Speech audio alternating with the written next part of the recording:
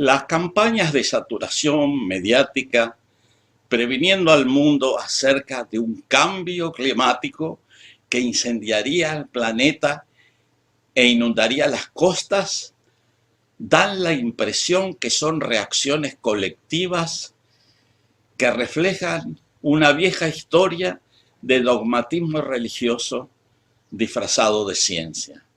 Este dogmatismo pseudocientífico, que en cierta medida, paradójicamente, tiene origen bíblico, parece postular que la humanidad es culpable por definición. O sea, nacimos con culpa. Y por supuesto, dado que somos culpables, solo por no haber nacido humanos, siempre hay que buscar algún motivo para justificar esa supuesta culpabilidad. En el fondo, es una ideología que sostiene que seguramente somos y seremos culpables de las próximas catástrofes que se avecinan, ya sea por consumir demasiado o por consumir demasiado poco, por utilizar la tecnología moderna o no utilizarla.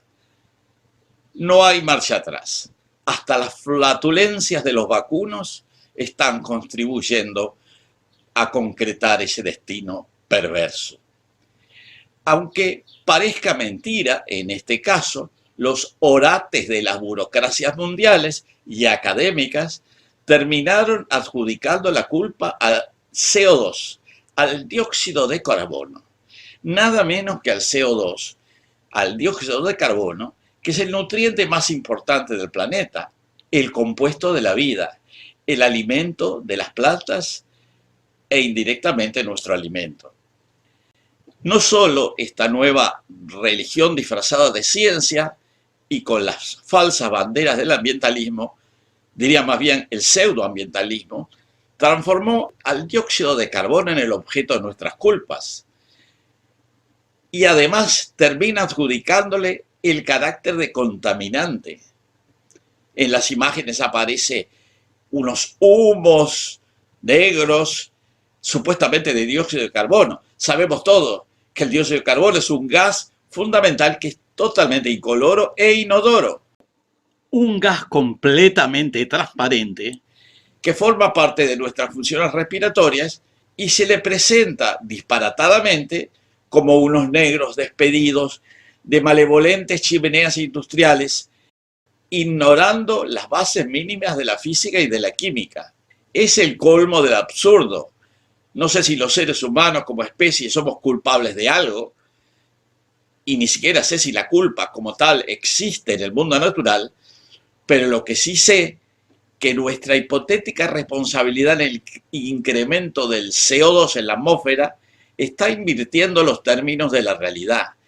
El alarmismo debería más bien enfocarse en esta obsesión mediática para imaginar futuras catástrofes como forma inconsciente de justificar los viejos dogmatismos religiosos, ahora disfrazados de ciencia, que impregnan los monoteísmos históricos. Y ahora expliquemos rigurosamente los verdaderos términos de la realidad.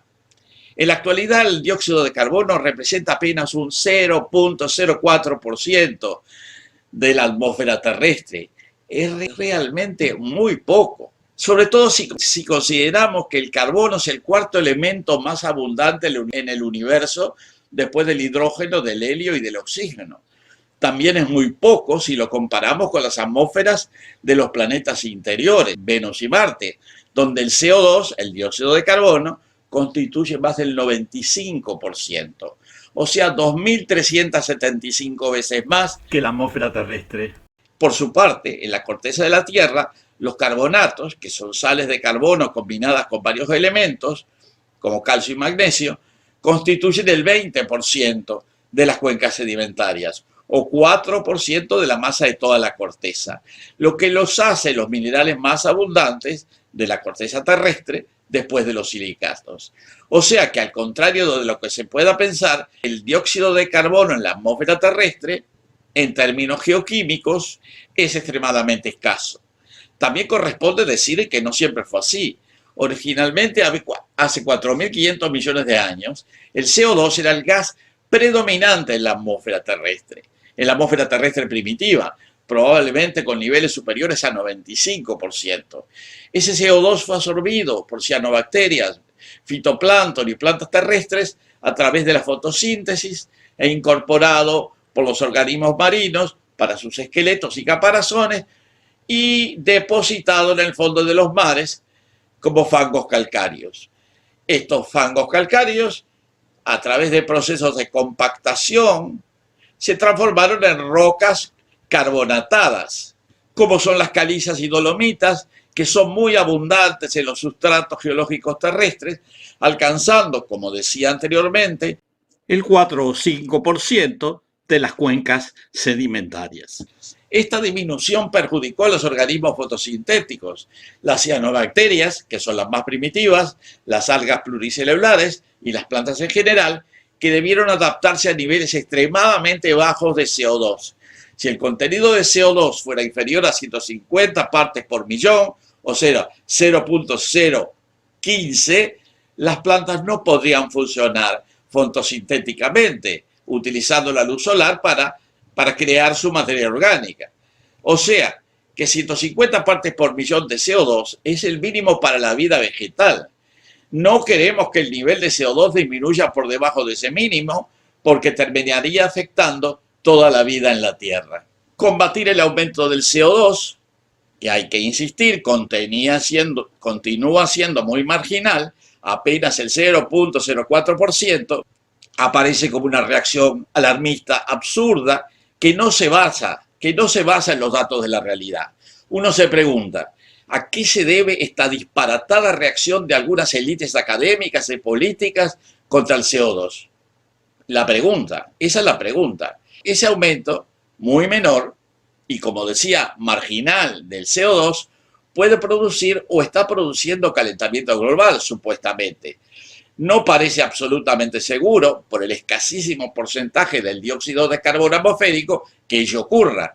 Ni siquiera estamos seguros que efectivamente hay calentamiento global. Si fuera así, hay que buscar la causa en algún otro fenómeno o proceso, pero en mi opinión, el CO2 debe ser descartado. El dióxido de carbono debe ser descartado.